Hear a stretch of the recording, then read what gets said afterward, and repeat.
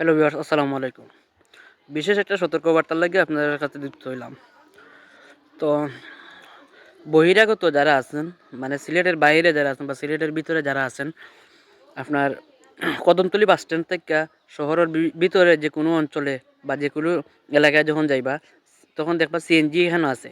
তো বিশেষ করে এই যে স্ক্রিনে দেওয়া একটা নাম্বার সিলেট তো 12 27 29 সিরিয়ালের এই যে নাম্বারটা, এই নাম্বারের গাড়ির যে ড্রাইভারটা আছে, ভুলে ওই ড্রাইভারের কাছে এই গাড়ির নাম্বারে উঠবে না। এরা নিতান্ত একটা মানে রুট প্রকৃতির ড্রাইভার বা খারাপ, যেটা বোঝা যায়। অবশ্যই আমরা জানি ওই যে পকেট মার বা ছিনতাই যে হয় সিলেট শহরের ভিতরে, এইরকম ড্রাইভারের কারণে হয়।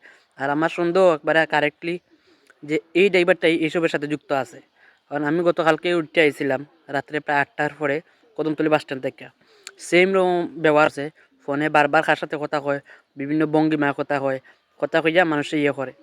দের আমি মাঝত নামতে চাইছি, আমার নামতে দিছে না। পরে আমি জোর কইরা এক অবস্থায় আপনার ইয়ার কাছে ইয়া যে তুমি আর পয়েন্টে ইয়ে নামছি, আমার নামতে দেয় না। ঠিক আছে? তো আমি চাইছিলাম আর কি ওই আম্বরখানা যাইতে। তো বিশেষ করে এই যে দেওয়া নাম্বার, নামটা জানি না, রুট বিহেভ করছে, তুই তুকারি কইরা কথা কইছে। আমি যখন নামতে চাইছি, নামতে দিছে না। কোন মানুষে যে ফোন দিছে, যে আমি পরে এখান থেকে আমি এটা চালাকি কইরা আইয়া পড়ছি। তো বিশেষ করে আপনারা যারা গাড়িতে চলাচল করেন, এই ড্রাইভারের থেকে দূরে থাকবা।